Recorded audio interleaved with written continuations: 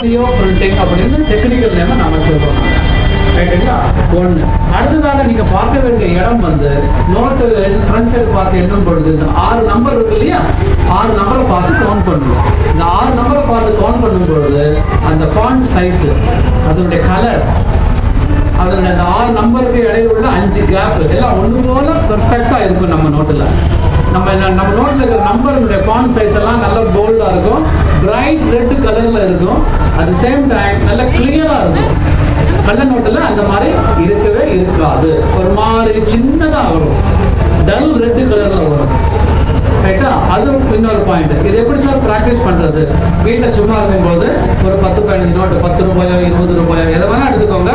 எல்லா நோட்லயுமே நம்ம இதனுடைய ஃபாண்ட் சைஸ் ஒன்று தான், அந்த வித்தியாசமே கிடையாது. ரைட்டா? அதனால தான் சொல்றேன், எந்த நோட்டை வேணா எடுத்துக்கோங்க. நான் சொன்ன மாதிரி இதே மாதிரி கவுண்ட் பண்ணி பாருங்க. கவுண்ட் பண்ணும்போது நம்பரை பார்த்து கவுண்ட் பண்ணுங்க. ஜஸ்ட் ஒரு 2 நாள் கவுண்ட் பண்ணீங்கன்னா நீங்களே ஈஸியாக கண்டுபிடிக்கலாம், கஷ்டம் கிடையாது. ரைட்டா? அடுத்ததாக நீங்க பார்க்க வேண்டிய இடம் வந்து காந்தி. இந்த வெள்ள பகுதியில் இருக்கிற காந்தி நல்லா லைட்டா தூக்கி பார்த்தீங்கன்னா நல்லா கிளியரா அழகா பென்சில்ல கோடு போட்ட மாதிரி ஜம்முன்னு செய்வார் இல்லையா? அதனால அந்த காந்தியினுடைய நல்லா கொஞ்சம் உன்னிப்பா கவனிச்சு பாருங்க. காந்தியினுடைய கண்ணாடி பாருங்க. நான் ஒவ்வொரு ஆஸ்பெக்டா சொல்றேன், அது நல்லா வீட்டில் போய் பாருங்க, இல்லை வெளியில போய் பாருங்க, நோ ப்ராப்ளம். இல்லை இந்தியா வச்சு பார்த்தாலும் பரவாயில்ல.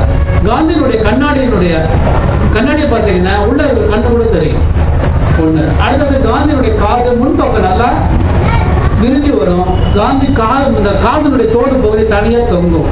நல்லா ஸ்மைலிங் ஃபேஸ், நல்லா மூக்கு கொஞ்சம் நீளமா இருக்கும். தலை வந்து நல்லா அப்படி மேல தூக்கி சிவலிங்க மாதிரி நல்லா தூக்கி வரும். மொட்டை தலையானது நல்லா கிளியரா இருக்கும். கள்ள நோட்டுல எப்படி இருக்கும் அப்படின்னு நாங்க இங்க போட்டோ போட்டிருக்கோம். இங்க கொஞ்சம் அப்படி பாருங்க, தெரியாதாலும் பரவாயில்ல, எல்லாம் போனதுக்கு அப்புறம் அப்படியே சைடுல வந்து பாருங்க. கண்ணாடியில ஒரு கருப்பு புள்ளி இருக்கும். கண்ணாடியில ஒரு கருப்பு புள்ளி இருக்கும். காந்தி இந்த தோடு போடுற இடமானது காந்தி தனியா இருக்குன்னு சொன்னேன். ஆனா கள்ள நோட்டுல எப்படி இருக்கும்? முகத்தோட சேர்ந்து ஒட்டிட்டு இருக்கும். சைட்ல டொக்கு ஓவரா விழுந்துருக்கும், நல்லா உள்ள அதுங்க இருக்கும். எல்லாத்துக்கும் மேல அவர் என்ன பண்ணிருப்பாரு? வாயை திறந்திருப்பாரு. ஆனா வாயை திறந்திருப்பாரு.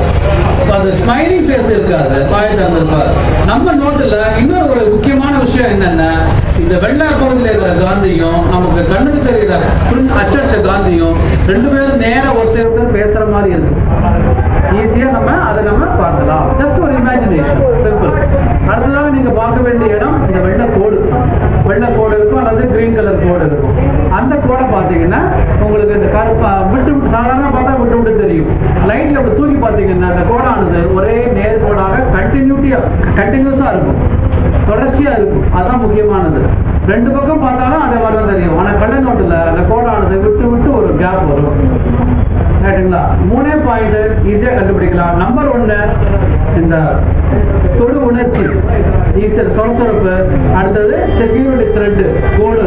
அடுத்தது வெள்ள பகுதியில் இருக்கிற காந்தி.